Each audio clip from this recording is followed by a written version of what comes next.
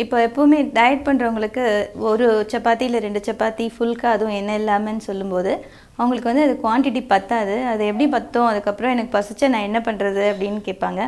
So அதனால் அதோட quantity increase பண்ணுறதுக்காக நான் என்ன பண்ணுறேன், நிறைய வெஜிடபிள் போட்டு முட்டையோட வெள்ளைக்கரு போட்டு சில்லி சப்பாத்தி செஞ்சு காட்ட போகிறேன். எப்படி பண்ணுறதுன்னு பார்க்கலாம்.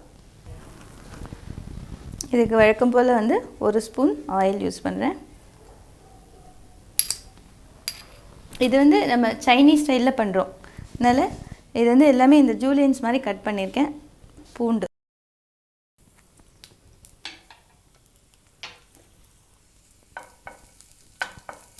அது கூட கொஞ்சம் இஞ்சி, இது கொஞ்சம் ஃப்ரை ஆகணும், அப்போ தான் வந்து டேஸ்ட் நல்லாயிருக்கும். கொஞ்சம் நேரம் இது வந்து இந்த ஆயிலில் ஃப்ரை ஆகட்டும்.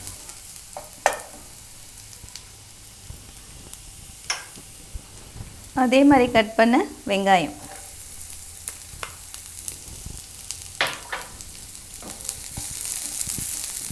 சைனீஸ் டிஷ் எல்லாமே வந்து பார்த்திங்கன்னா அது வதக்கிறது தான் இருக்குது. ரொம்ப வதக்கக்கூடாது, கொஞ்சம் வந்து ஆஃப் குக்காக இருக்கும்போது நீங்கள் அடுத்த வெஜிடபிள் போடணும்.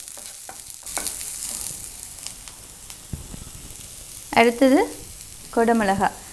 நான் வந்து 3 கலர் கொடமிளகாய் யூஸ் பண்ணியிருக்கேன். இது வந்து எல்லோ கலர், சிகப்பு கொடமிளகாய்,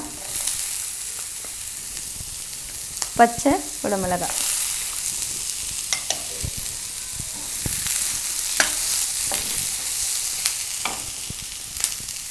இந்த ரெசிபிக்கு தேவையான உப்பு.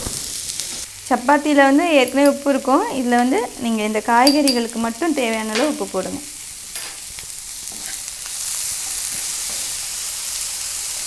இதுக்கு வந்து கொஞ்சமாக தண்ணி தெளிச்சிக்கலாம் நம்ம.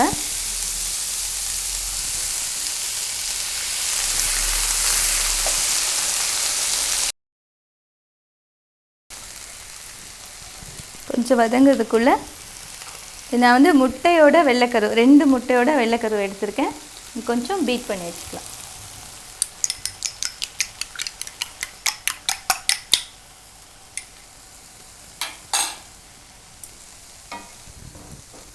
எப்போவுமே சொல்கிற மாதிரி இந்த குடமிளகாய் வந்து ரொம்ப வேகக்கூடாது.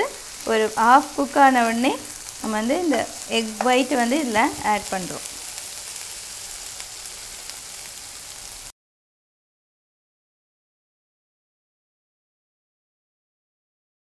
நீங்கள் இந்த சப்பாத்தி பார்த்தீங்கன்னா பை இட்செல்ஃப் வந்து இதுவே ஒரு ஃபுல் மீல் மாதிரி ஆகிடும். உங்களுக்கு வெஜிடபிள்ஸ் இருக்குது, ப்ரோட்டீன்ஸ் இருக்குது, அதே மாதிரி சப்பாத்தியும் நம்ம இனிமேல் வந்து போட போகிறோம். ஸோ அதனால் வந்து நீங்கள் வேறு எதுவுமே சாப்பிட வேண்டாம், இது மட்டுமே சாப்பிட்டாலே உங்களுக்கு நல்ல ஃபில்லிங்காக இருக்கும். இந்த எக் ஒயிட் வந்து கொஞ்சம் குக் ஆகினதும் இதில் வந்து இது வந்து கொஞ்சம் சில்லி சாஸு, இதோட ஸ்பைஸே வந்து இந்த சில்லி சாஸ் தான். 1 ஸ்பூன் வந்து சில்லி சாஸ் யூஸ் பண்ணுறேன்.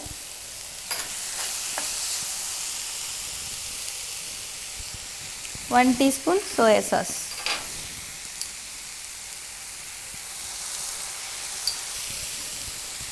ஒரு 1 டேபிள் ஸ்பூன் டொமேட்டோ சாஸ் இதோட ஆட் பண்ணுறோம். இது வதக்கும் போதே வந்து நல்ல சைனீஸ் ஃப்ளேவர் வருது. இது சூடாக சாப்பிட்டா ரொம்ப டேஸ்டியாக இருக்கும்.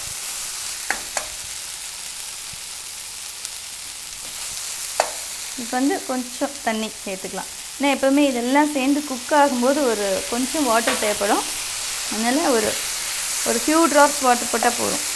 இந்த மசாலா வந்து ரெடி ஆகிடுச்சு. இதில் வந்து நான் ஏற்கனவே செஞ்சு வச்சுருக்க ஃபுல்கா, அதாவது எண்ணெய் இல்லாமல் சுக்காவாக செஞ்சு வச்சுருக்க சப்பாத்தி, 2 சப்பாத்தியும் இந்த மாதிரி கட் பண்ணி வச்சுருக்கேன்.